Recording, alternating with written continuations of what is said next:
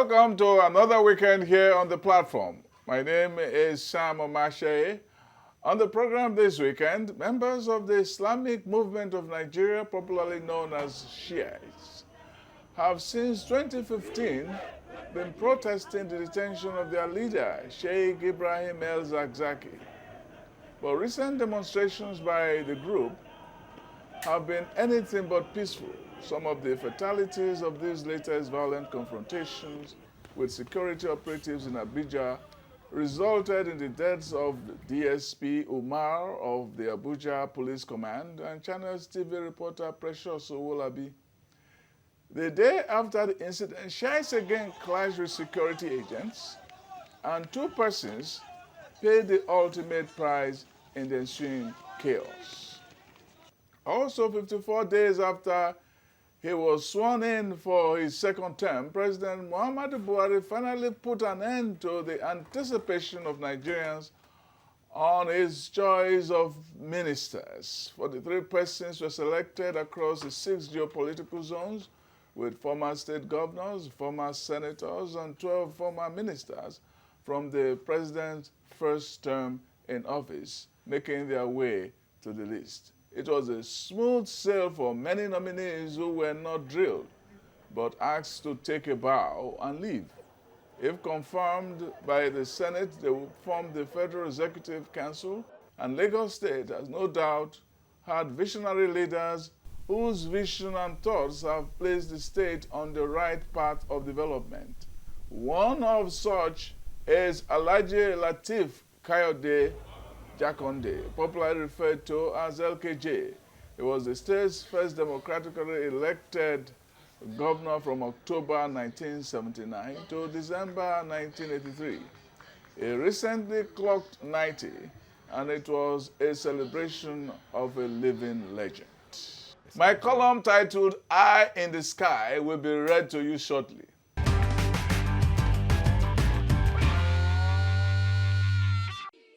Professor Wale Soyinka may not think it, but he asserted a literary irony in his recent intervention on the problem of security in the land. He said the issue seems to have overwhelmed the president. In his famous poem Conceived When the Bandit Was Not Even Conceived, he wished travelers safe trips. The famous lines read, "You must set forth at dawn. I promise marvels of the holy hour." Anyone who travels across the country today knows there is no holy hour in Nigeria. The poet's prayer had the prophetic insight. Not all who read the poem would see the holy hour as pertaining to morning travels alone. In the Roman Catholic tradition, the holy hour refers often to the night. Some Anglican churches also observe this often at night. So, if Soyinka's holy hour was in the morning, others know it at night. Today, there is no holy hour for the traveler, so no marvels, except when by a miracle you arrive home without incident. The bandits have murdered sleep, so they don't spare the night travels. During the day, the traveler's eyes are alert like the owl's, but the owl does not see in the light, so the traveler looks but does not see until the marauders erupt for the kill, like the unfortunate case of Mrs. Olakunrin, who was cut down around Ore. So we do not pine for holy hours until we destroy those who have murdered sleep. What we need is a strategy to deal with the problem. We can look to a recent past for one of the solutions. While the federal government's idea of sending soldiers to the highway looks reasonable, it is no more than a band-aid. It only stops them from attacking where the soldiers are within sight. I recall the days of Kashim Shettima as governor of Borno State and the birth of the civilian JTF. These civilian young men and women were recruited from the communities, and they knew who was a peacemaker and who was a militant. They began to flush them out and even engage them in fights. We can have the equivalents all over the country. They can be recruited and serve as intelligence gatherers for the police, the NSA, and other bigger structures of state. Secondly, it is a ready way to tackle youth unemployment. A place like Zamfara State could use such a structure. Again, the great weapon in all these is information. No war or crime busting is executed without the use of information. What we need in this instance is the technology of the drone. The drone is the weapon of the future. They are not manned, but they see what the human eye cannot see. They can also operate as stealth machines. They hover out of sight but see all. They are the modern-day eye in the sky. All we need is to buy and deploy them all over the forests of 1,000 demons in the country. Within hours, the drone would collect information and flash it to the Situation Room. Immediately, military action can be deployed. It could be a sortie from helicopter gunship, or if within striking distance, the soldiers can get there and dislodge or arrest the goons. The drones that can do these are not too expensive for a government that has spent so much on security with relatively little result. We need civilian JTFs to complement the drones. Until then, peace will be a pie in the sky.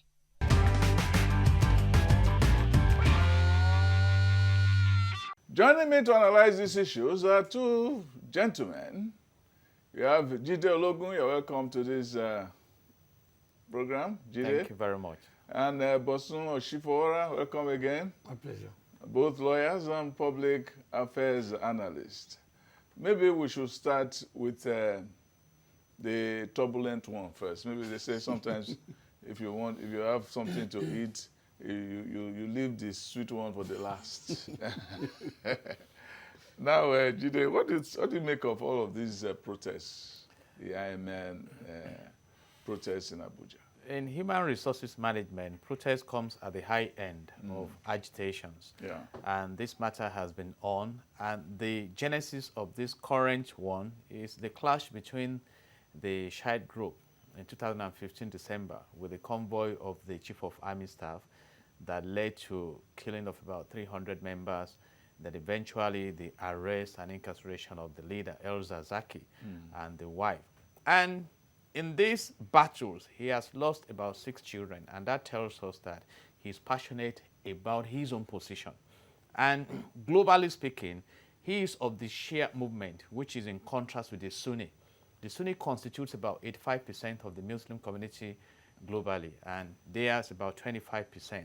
And he is someone who is loyal to the Iranian movement. Course, yes. In fact, he adopted the name Ayatollah.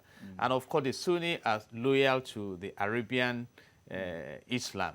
And here we are, you know, the mindset for some of the Shia movement followers is the fact that we have religious intolerance, which we need to address. And of course, upon his incarceration, there has been a court pronouncement that he should be released on bail. But the president and the commander-in-chief, in his wisdom, once declared that the rule of law will be subject to national security interest. And here we have that playing. But then we have members who are desperate. I was worried when I heard them saying that they are ready to die. And of course, somebody asked the question, should they have protested or should it have been violent? And the question is, who determines whether a protest remains peaceful? There are agitations, and we can sit around the table and discuss about it. And worrisome for me is the fact that the international communities are showing interest. The Sunni and the Iranian government is saying, release him for us, he needs treatment. He lost his left eye, he's in critical condition reportedly. At the time the government presented him to downplay this aspect of health. And again, another indicting factor is the fact that we don't even have the medical facility to support his... Even talking about medical facility, we have not even confirmed in any official way what is state of health. Exactly. Now they are saying this is an issue about rule of law. Now, how does rule of law conflict with national interest? I think, first of all, it's more rules of engagement than even rule of law. You have been political. Because really, what I've seen here is poor man management on the part of this government. And admittedly, I must say that the president hasn't been good on this. There's so much chaos in the land. There's so much insecurity. There's so much violence. Now you see a sect, and this government has shown overtly that crisis management is not its forte. Because you have Boko Haram, you have the headsmen, you have kidnappings, you have all sorts of things banditry. going wrong. But then you have those people who are ready to die. Like I said, it's all over. They're ready to die for this cause. I think at the end of the day, if this government goes back to engage these people, doing what they should have done first, so it's going to show more marksmanship on the part of this government, and something needs to be done. They need to be proactive, and they need to really start. I think they need to assemble a team and sit down and work out how this government really wants to go as far as this violence and chaos is concerned. We have to understand, too, that the Shiite group, in spite of the fact that many people say that they are on the side of the law, at this moment, because El Zakzaky has not been released, they are not particularly popular in the northern part of the country. And is that what they are taking advantage of in government? Because a man like El Rufai has been spitting fire over the issue. He's spitting fire in Kaduna when the fire is blowing in Abuja, as though he has extended jurisdiction to the Federal Capital Territory. Like I said, if you look at El Zakzaky himself, this movement started in the 70s when he was a student.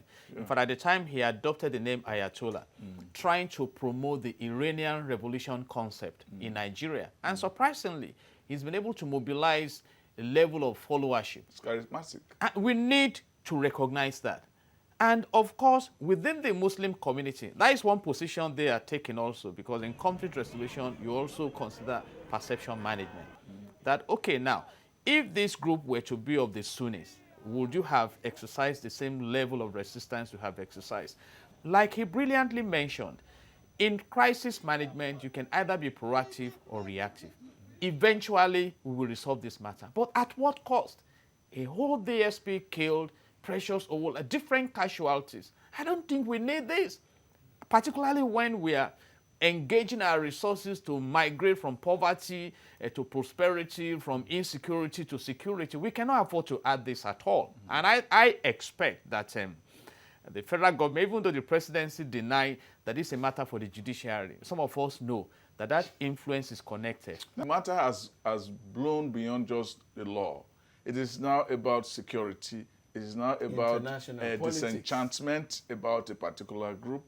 And in another sense, the government seems to be shooting itself in the foot, because this is a group that has been identified as actually unorthodox in the way it pursues its own. They have hijacked a governor, they have murdered an emir, and so on. So they have done so many things that were clearly against the rule of law. It's an irony that they will be the one pushing the concept of the rule of law, and everybody will say, yes, they belong to the rule of law. And the government is now on the defensive side and say, no. This is the nature of impunity. So that is it. Now we have had 43 nominees for the position of the various positions of the Executive Council.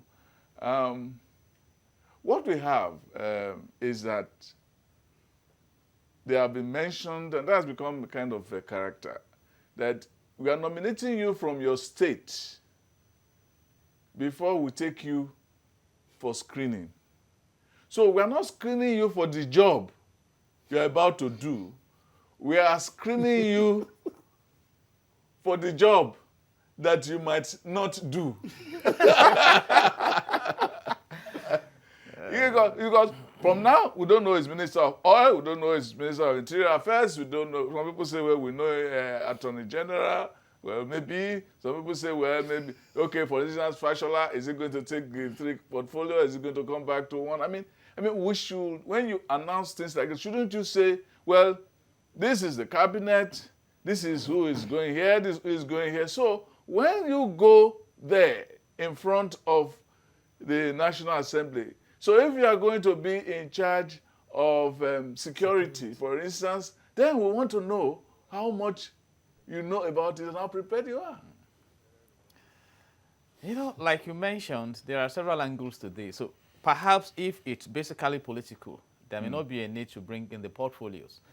All right. But if it's about achieving a vision, leadership vision, then that becomes critical because by virtue of the Peter Drucker management by objectives, you expect that SMART goals be set, which are specific, measurable, attainable, time-bound, and somebody has to take responsibility.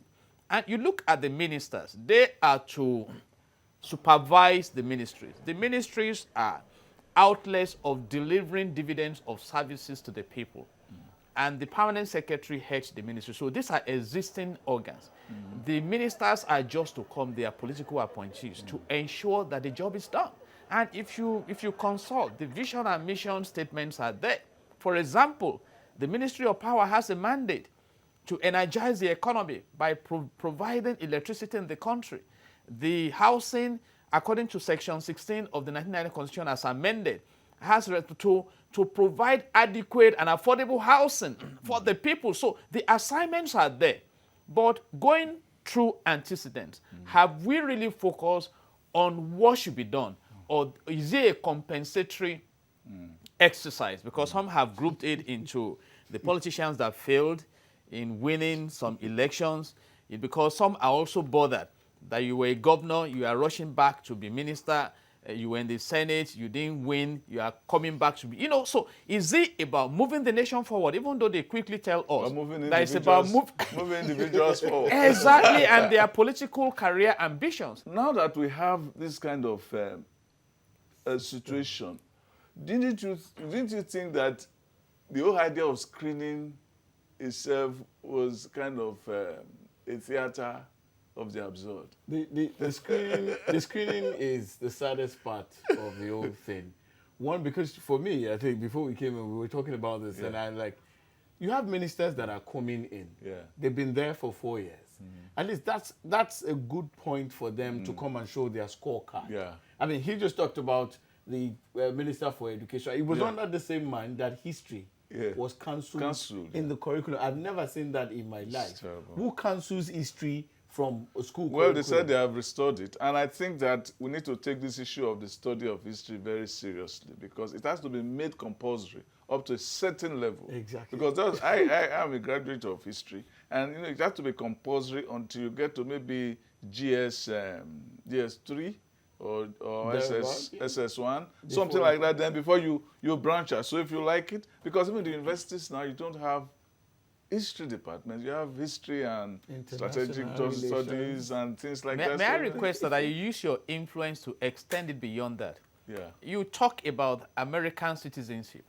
Even those who are given the lottery, whatever, they are made to study and get acquainted with the history of America, because that is the fountain of patriotism. Yeah. So a people that lose touch with their history may not project so well into the future. Yeah. Now let's talking about heroes.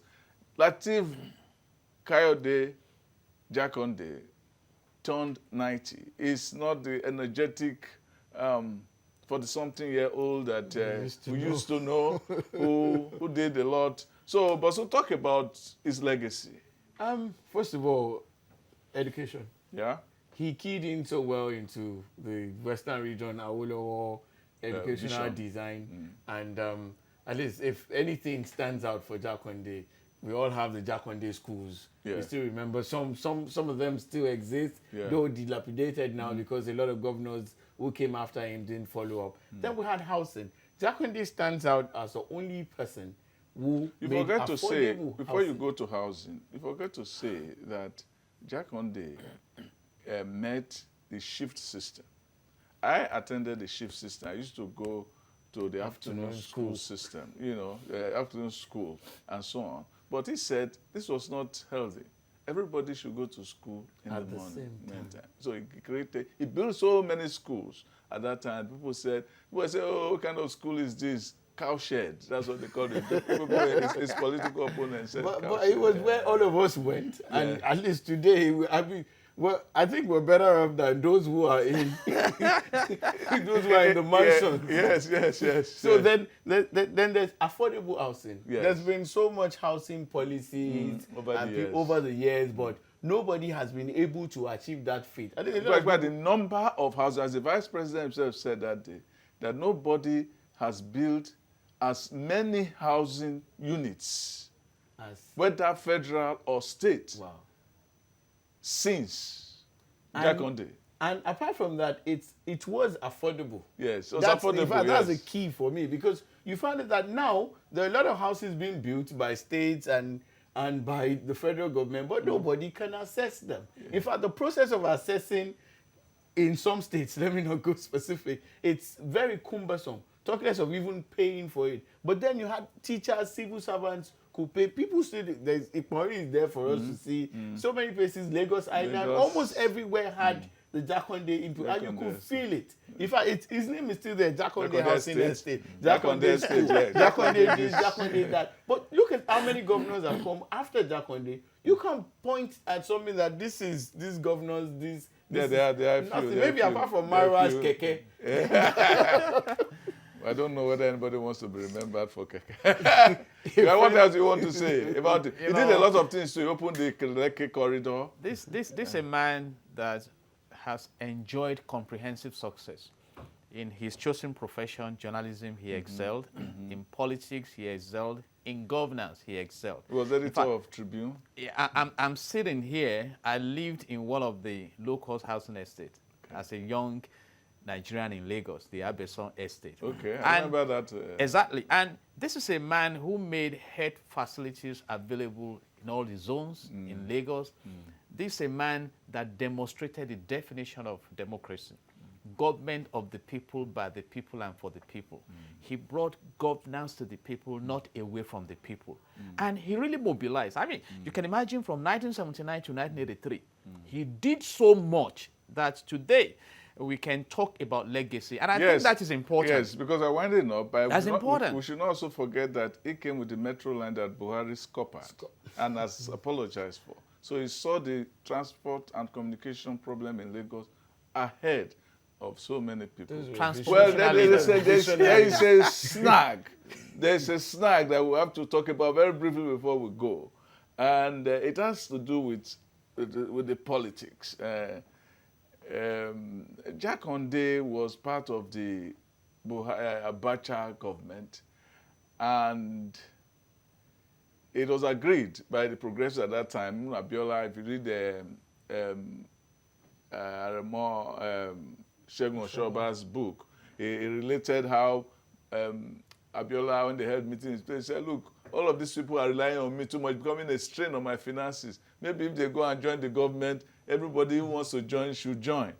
Well, the point though was that when it was time to do the fight, himself, Ebino Topsy, and one other, Ulu Onogurua, were not found. And that has haunted him. So he may be a genius of development. That thing cost him a lot of political heft in terms of the moral and inspirational power of a leader. Absolutely, but that's not enough to erase his legacy. Yeah, but what legacy? Nobody talks about him as, he did a lot. He died, he was in prison with Awo, he did all of that. And then when it was time to fight, he was on the other side. But it seems to have been forgiven to the extent that nobody wants to talk about that, because it looks like we are leaving it for history. We are leaving it for history to say it, because history will not forget it, because people like Ebino Topsy and Onogurua, the judgment have come swiftly. But his own is probably waiting. So something about him waiting. But he has seen that he has not been able to exercise leadership among the Southwest political leaders. He doesn't attend, nobody invokes his presence, and so on. I just want to say this, that in politics, 2 + 2 may not always be 4. And we can give the advantage of regional politics and national politics. And when you are invited to play at the national level, there are a lot of intrigues and issues there that may stain your beautiful color. Yeah. So, but having said that, I think his general legacy will make way for a pardon. Yes, to conclude, I conclude this issue by what the governor of Lagos State said at that time, standing beside him. He said, look, when you were governor, I was 14 years old. It's just like, look at me now. Yes. It is because of some of the things you did that I am here. You know, that sort of thing. So it's a fitting legacy to a man of great honor. And You're so above welcome. all, he has added 20 years to the 70 years that he's Yes. And it's still really kicking. congratulate him. Yes, congratulate him. So thank you, gentlemen, for being on this sir. show. Yeah. Just before the program ends, this is my poem. I usually come out, I have a poem on Leah Sharubu, who has been in detention for a long time now. So I do a poem every week in her honor.